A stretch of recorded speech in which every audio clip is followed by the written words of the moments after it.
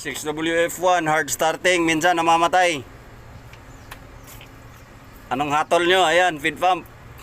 Ang lakas. Minsan long crank.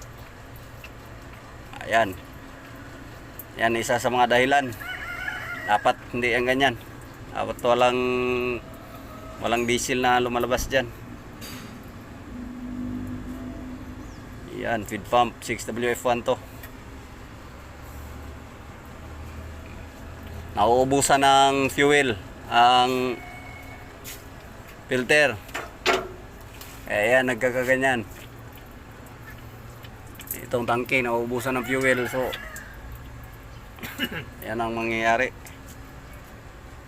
Feed pump long crank, hard starting, minsan namamatay. Ako na lang i-design sa yung pump, no?